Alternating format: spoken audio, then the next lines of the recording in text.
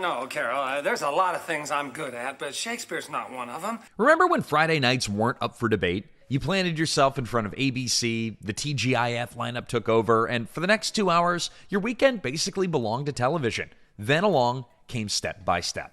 The blended family sitcom that took the Brady Bunch idea, gave it a 1990s attitude adjustment, and tossed in enough sarcasm, chaos, and drive-away weirdness to make it feel like its own thing. Patrick Duffy played Frank Lambert, the flannel-wearing contractor dad just trying to keep the house standing, while Suzanne Summers played Carol Foster, the salon-owning mom somehow holding the whole circus together. You add in 6 kids with completely different personalities, plus Sasha Mitchell's Cody, the van-dwelling cousin who somehow became the secret sauce, and you had one of TGIF's most unforgettable families. The show premiered on ABC in 1991. It ran for 7 seasons and gave us 160 episodes of sibling battles, parent lectures, awkward crushes, and the kind of sitcom life that felt just messy enough to be believable. Today we're going to dive into 15 weird facts you probably never knew about Step by Step. And stick around for number 1 because one of Step by Step's most memorable couples was never supposed to happen at all. Now before we get started, be sure to hit like and subscribe. And share this with a friend who hears that theme song and instantly is back in TGIF mode. Now, let's get into the countdown. Number 15, Cody was supposed to be a 1-episode character. So when Cody Lambert first showed up on Step by Step, nobody had big plans for him. He was a one-off, a throwaway cousin who could roll in, say something kind of odd, and then disappear back into wherever throwaway cousins go. But then the studio audience got a look at Sasha Mitchell, and the plan changed immediately. The reaction wasn't polite laughter. It was that full-on, can't-fake-it eruption that every producer in a Miller-Boyett show was always quietly hunting for. The same lightning bolt that had turned Steve Urkel from a 1-episode neighbor into a cultural phenomenon a couple of years earlier. Now, when it happened with Cody, the producers, they recognized it instantly. They huddled up, and Cody stopped being a guest star. Mitchell was funny, sure, but Cody defied every expectation he walked in with. Lived in a van, had that energy of someone who quietly spent time with Jeff Spicoli. You just expect kind of some dumb comic relief. But what you got instead was somehow the most grounded person in the whole house. He was weirdly wise, fiercely loyal, and he was equally comfortable talking to the parents or the kids without it feeling forced. Yeah, not bad for a dude who's 2 toes shy of a full set. And here's what made him genuinely rare. He worked on every level simultaneously. Teenage girls had his Tiger Beat posters on their wall. Dads just kind of respected him, which is not something sitcom characters usually earn from that demographic. He was the rare sitcom character who could pull in everyone in the room without appearing to try. Happy Days had Fonzie, Family Matters had Urkel, and Step by Step had Cody Lambert. The van and the driveway fit naturally into an already packed household, and it became one of the most recognizable setups in the show's entire run. A beat-up van in a driveway that somehow felt like the most inviting spot on the whole street. Number 14. The show was, basically the Brady Bunch, but with attitude. Now, by the early 90s, the wholesome family sitcom was running on fumes. Perfect parents, perfect lessons, perfect smiles. Ugh. Every problem solved in 22 minutes with a big hug and then a soft piano sting. Audiences, and myself, were tired of it, and ABC knew it. So what they did was what TV always does when it needs a fresh idea. They borrow an old one and then rough it up a little. Step by Step was pitched around ABC as a modern Brady Bunch. Same bones, 2 single parents, a mountain of kids. I don't know if my science project is good enough. Mark, I doubt if the other kids in 4th grade are doing anything on genetic research. Instant domestic chaos. But this time, nobody was pretending it was easy. Frank Lambert was a blue-collar contractor. Carol Foster ran a beauty salon out of her home. Blending those 2 families wasn't some cute little adventure. It was a full-contact sport. And the pitch worked. ABC greenlit it almost immediately. ABC basically looked at Gen X and said, hey, look, you love that show. Now here's what it looks like when life doesn't cooperate quite so neatly. Same idea, new house, just without the rosy filter. Number 13, Suzanne Summers turned a Hollywood blacklist into a comeback story. So if you watched Step by Step in the 90s, Suzanne Summers looked just like part of the package. She was funny, warm, just totally at home in the chaos. But what most people didn't know was that a decade earlier, Hollywood had basically written her off. In 1980, at the peak of Three's Company, Summers asked to be paid what her male co-star was making. The number she wanted? $150,000 an episode, up from $30,000, plus a cut of the profits. ABC's answer was swift and not exactly subtle. Her role got quietly chopped down to awkward 60-second scenes filmed separately from the rest of the cast, like she was slowly being edited out of her own show. And then she was gone entirely, with the word difficult trailing behind her like a bad review that nobody could shake. For most of the 80s, Summers wasn't headlining sitcoms. She was doing Vegas shows and selling Thigh Masters on late-night television, which, look, the Thigh Master made her a fortune, but it wasn't exactly the second act that she had in mind. But then, Step by Step came along, and this wasn't just another job. Carol Foster wasn't Chrissy Snow with a mortgage. She was a business owner, a mother, the person holding a 6-kid household together while everything around her was actively on fire. It wasn't your fault. I mean, neither of us could have known the other was going to be in Jamaica. Basically the anti-Chrissy Snow.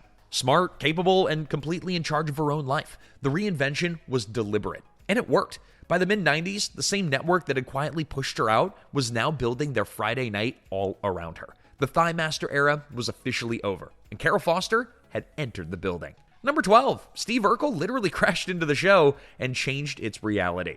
Now, Step by Step was supposed to be grounded. You blended family drama, step-sibling friction, and everyday chaos of two households becoming one. That's normal sitcom stuff. But then, episode 2 happened. 1 week into the show's run, Steve Urkel showed up in the Lambert's world, bringing his signature chaos, signature awkwardness, and complete inability to exist in a room without making everything significantly more complicated. And the way he got there? Only on TGIF. The Family Matters episode, airing immediately before Step by Step that night, ended with Urkel launching himself out of the Winslow backyard via a rocket pack. Step by Step then opened with him landing right in the Lambert's backyard.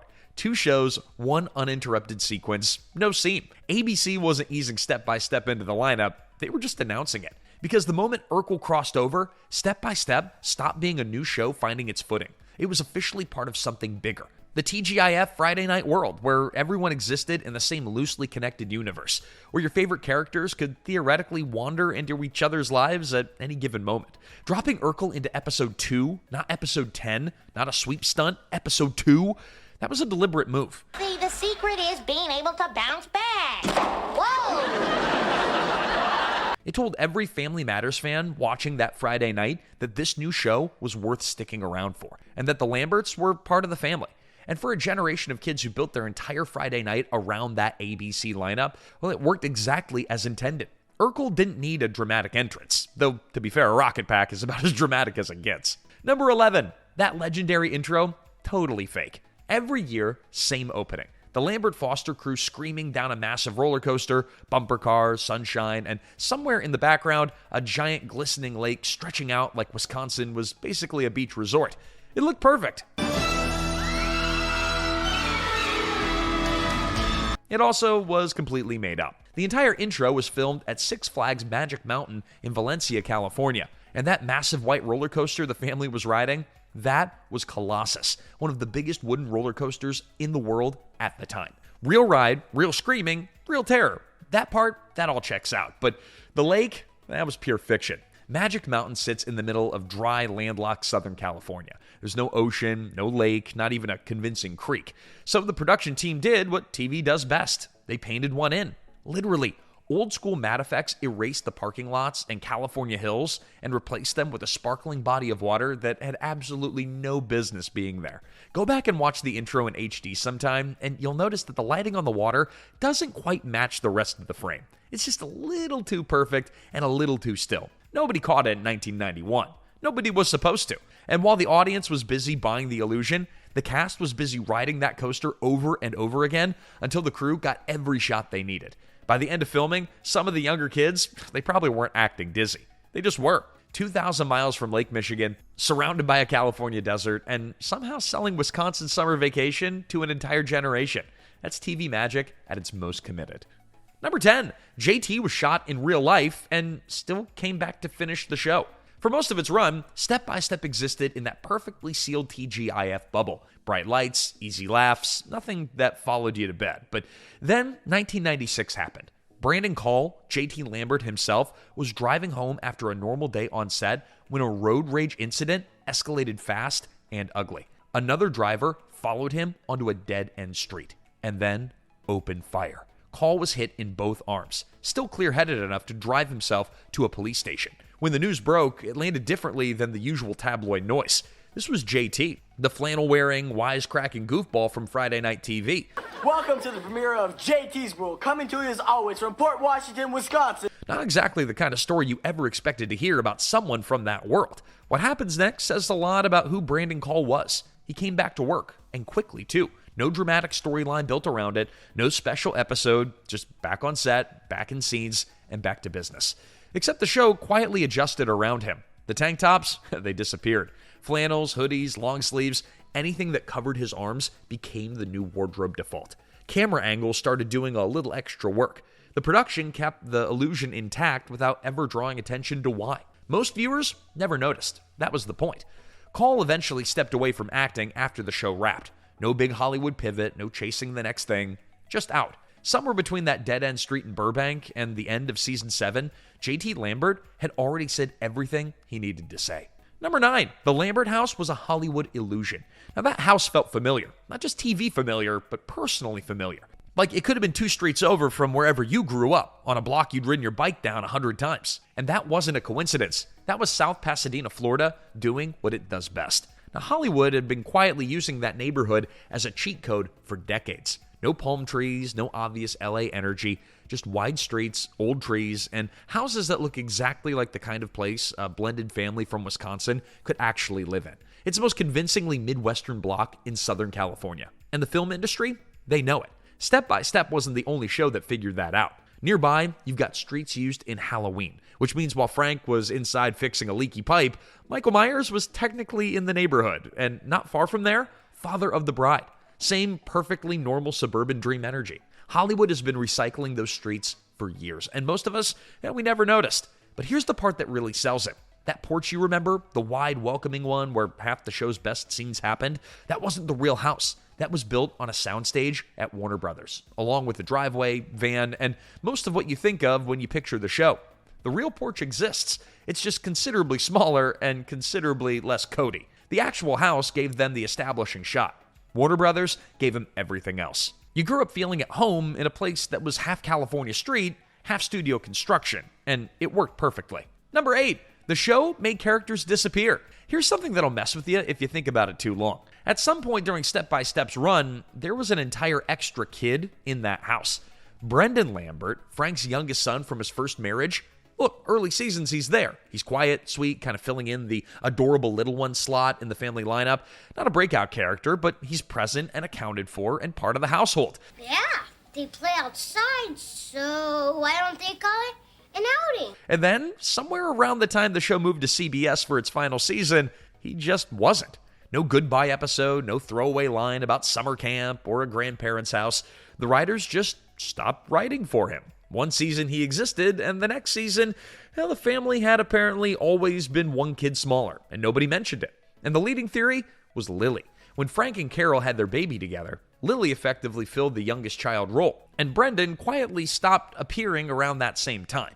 So instead of giving the character a send-off, the writers just handed his job to an infant and then moved on. Brendan wasn't even the first. Back in season 1, Carol had both a sister and a mother woven into the fabric of the show. Aunt Penny, Carol's man-hungry sister, was a series regular who worked alongside the family. Carol's mother, Ivy, was a fixture too. By season 2, both were just simply gone. There was no farewell, no forwarding address. The show just quietly narrowed its focus to the core family and never looked back. At the time, these changes were easy to miss. No streaming, no rewatch culture. No one was really keeping receipts. But go back and watch it now, though, and that house has a very different head count depending on the season. Blended family on the outside, disappearing act on the inside. Hey, quick pause. Which step-by-step character was your favorite? Cody, JT, Dana, or someone else entirely? Drop it in the comments, and hey, while you're down there, hit like and subscribe so you don't miss our next trip back to TGIF. Number 7, Patrick Duffy left Bobby Ewing behind.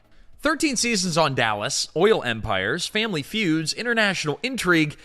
Patrick Duffy played Bobby Ewing for so long that half of America probably forgot that he was acting. He could have chased anything after that. Come on. She cares and you know it. Now let's go find her. Bigger movies, prestige drama, another power role on another network. But instead, he chose a sitcom. Not because it was prestigious, not because it was groundbreaking, but because sitcom life meant rehearsals during the day, one shoot a night a week, and most importantly, you're home in time for dinner with his kids. That wasn't a preference, it was a condition. And that decision shaped everything about Frank Lambert. Because Duffy wasn't trying to steal scenes or build another legend. He just wanted to do good work and go home. So he leaned all the way into the everyman. Gone were the tailored suits and oil money swagger, and in their place, flannel shirts, work boots, and a guy whose biggest concern wasn't a corporate takeover. It was keeping the lights on and 6 kids from burning the house down. Bobby Ewing would have never survived the Lambert house. Frank Lambert, he wasn't trying to be Bobby Ewing. And that energy, relaxed, grounded, genuinely unbothered, clicked immediately with Suzanne Summers. 2 veterans who had been through the Hollywood ringer, and neither one was trying to outshine each other. Just 2 adults who looked like they'd actually earned a second chance at something good. While other shows were dealing with contract wars and ego clashes, Duffy was clocking out at a reasonable hour. Not exactly a rock star move, but then again, Frank Lambert wasn't supposed to be a rock star. He was supposed to be a dad, and Duffy was perfectly fine with that. Number 6, the whole show was built on a marriage that wasn't legal. The entire premise of Step by Step rests on one impulsive decision. 2 people met on vacation in Jamaica. They fell hard and fast, and they got married before they had time to think it through. 6 kids, 1 house, instant chaos. Except there was one problem. The marriage wasn't legal. 7 episodes into season 1, Frank and Carol got official word that their Jamaican wedding hadn't been recognized, meaning the whole blended family, the house, the chaos, the kids learning to coexist, was technically built on a marriage that didn't exist yet under the law. This means we're not legally married. We're not husband and wife. We've been living in, Which meant that they had to do it again. So Carol naturally wanted the full production, a reverend, a ceremony, something that felt like a real wedding. Frank, equally, naturally, was perfectly happy to just sign a form at City Hall and call it done. But what they got instead was a ceremony squeezed in between a kid's birthday party, complete with Frank still dressed as a clown after filling in for the entertainment that canceled at the last minute. It was chaotic, it was absurd, at least slightly, and somehow completely perfect for a show about 2 people who clearly never stopped to think before leaping. The whole series started with an impulse, and it made sense that the wedding did too. Number 5. The cast was secretly everywhere in the 90s. Step by Step looked like its own contained little world. The Lamberts, the driveway, the chaos, and a story. But the cast was moonlighting all over the decade. Take Christopher Castile, or Mark Lambert. Resident nerd, glasses permanently attached to his face. Now, while he was playing the smartest kid in Port Washington, he was also voicing Eugene on the first season of Hey Arnold. Good chicken. Nice chicken. I like fried chicken. That perpetually unlucky, nervous wreck of a kid on Nickelodeon? Yeah, same actor. Which means that the most anxious child on afternoon cartoons was also doing his homework in the Lambert house every Friday night. Then there's Jason Marsden, or Rich, JT's best friend. A perfectly fine supporting character on the show, but that voice, that's Max Goof in a Goofy movie. Once you know it, you can't unknow it. And Marsden kept popping up across the decade. Full House, Boy Meets World, always just one channel away. Always just recognizable enough to stop you cold. And none of these kids were actually kids. By the final seasons, most of the cast were well into their 20s, still playing high schoolers without batting an eye. So if you were genuinely in high school watching this and wondered why you didn't look like them, well, the answer is you were a teenager, and they absolutely were not. The Lambert house was full of adults in backpacks, and somehow nobody questioned it for 7 seasons. Number 4, the show was built using the exact same DNA as every TGIF classic. If Step by Step ever felt weirdly familiar, like you'd seen this kitchen, I've heard this joke, I've watched its exact moment play out before, well, you weren't imagining it. You'd literally seen it before, just with different people. This wasn't about crossovers, this was about structure.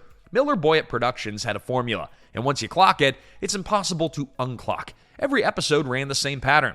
Chaos, sibling friction, somebody doing something monumentally dumb, and then right around the 18-minute mark, the music would shift. Soft guitar, maybe some piano, and then suddenly Frank or Carol is sitting on the edge of the bed.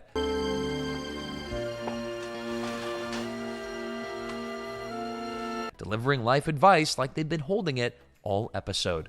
A lesson, a hug, credits, scene. Full House did it, Family Matters did it, Step by Step did it every week, and every single week it worked because Miller-Boyett had essentially perfected the formula by the time the Lambert showed up. The sets even felt familiar too. Not identical, but built around the same multi-camera sitcom layout. Open kitchen, a central living space, and a staircase that somehow led into every important conversation. Miller-Boyett wasn't hiding the blueprint. They'd found something that worked, and they were going to keep working it. And the character architecture was just as deliberate. Every show needed a character who sat just outside the traditional family structure. Someone who could drop in, stir things up, and then leave. Step by Step had Cody in the driveway. Same parking situation, same structural role. Now, even the theme song followed that blueprint. It was big, slightly cheesy, and engineered to lodge itself into your brain permanently. Same style, same emotional template as every other TGIF anthem, even if they weren't always created by the same people. Step by Step wasn't trying to reinvent anything. It took the blueprint, swapped in new faces, and trusted that the formula would hold. It held for 7 seasons. Number 3, Cody was a real-life fighter, until real life caught up. On the show, Cody was the guy in the van with the laid-back philosophy and the occasional roundhouse kick. And that last part, that wasn't a character choice. That was just Sasha Mitchell. Before Step by Step, Mitchell had already taken over the Kickboxer franchise, stepping in to carry sequels for the series Van Damme had originally started. He was a legitimate martial artist, a black belt trained fighter. When Cody handled a bully like it was a mild inconvenience, nobody was calling a stunt coordinator. That was Mitchell doing exactly what Mitchell did. It gave the show a strange, very specific energy. One minute, it's a family sitcom about chore charts and curfews, and then the next, well, Cody's casually dismantling someone in the driveway and then offering life advice using a sandwich metaphor. The combination shouldn't have worked, but it absolutely worked. And then somewhere in the middle of the run, real life stopped coordinating. In the mid-90s, Mitchell's off-screen legal troubles made headlines, serious enough that a squeaky clean TGIF family show couldn't look the other way. And it ended Cody's run without a send-off of any kind. Cody was just gone. One week he was in the driveway, and the next, nobody mentioned him. The producers didn't leave that space empty for long. They brought in Bronson Pinchot, already well known from Perfect Strangers as Jean-Luc, a flamboyant French hairstylist, clearly aiming to fill the energy that Cody had brought. You don't know how to drive? Yo, don't you notice that I take the bike to the salon every day? Now, the ratings were already slipping by that point, and Jean-Luc's arrival didn't reverse the trend. Mitchell came back for a handful of episodes in the final season, and while it was good to see him back in that driveway, it was also a little bittersweet. The show was already on CBS, it was already struggling, and already running out of road. Cody returned, and the magic was grateful, but tired. Because none of it, the van, the wisdom, all of it, had ever been part of a plan. It happened because one audience on one night reacted to something real. And that, you genuinely cannot manufacture twice. Number 2, the show ended, without actually ending. And if the end of Step by Step felt a little anticlimactic, that's because it was. In 1997, CBS decided that they wanted a piece of Friday night television, so they did what networks do when they want something that's working on someone else's channel. They wrote a check. Step by Step and Family Matters both got poached, dropped into a new CBS Friday lineup that the network was calling the CBS Block Party. That name, it should have been a warning sign. For a generation of kids who spent years treating Friday night ABC like a religion, the switch felt wrong immediately. The lead-in shows were gone, the familiar TGIF flow was gone, the whole ritual of it, the same channel, the same order, same Friday night ritual, it just vanished. Ratings dropped quickly, and the magic didn't survive the move. CBS quietly canceled the show in February of 1998. Then, rather than giving it any kind of send-off, they just burned off the remaining episodes over the following months. Which would have been fine. Shows get canceled, that's TV. Except the cast and crew had actually been building towards something. According to the show's own stars, the planned finale was supposed to be Dana and Rich's wedding, a proper send-off for 7 years of Friday nights.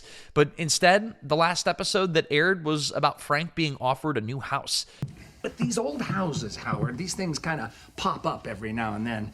But it's not going to make you change your mind, is it? The family talks about it, and then credits. No wedding, no farewell, no emotional final scene that was designed to give 7 seasons a proper goodbye. Just a complete ordinary episode that was written clearly expecting another season that never came. Cody had just reappeared after his long absence. Brendan had quietly disappeared the moment the show moved to CBS, with no explanation given to anyone watching. The family felt mid-story, and then the story just stopped. For a lot of viewers, it didn't feel like a finale, just another episode, until there weren't any new ones after it. 7 seasons and no ending. The Lamberts never got a goodbye. They just quietly ran out of Fridays. Number 1, Dana and Rich were never supposed to fall in love. When Rich Halke first showed up on Step by Step in Season 5, the plan was simple. He was JT's best friend. comic relief, background noise, not exactly the raw material for one of the show's central relationships. And Dana Foster wanted nothing to do with him, which in sitcom logic meant one thing. Rich was easygoing, slightly goofy, and not exactly burning up the academic scoreboard. Dana was sharp, driven, opinionated, and had approximately zero patience for anyone who wasn't operating at her speed.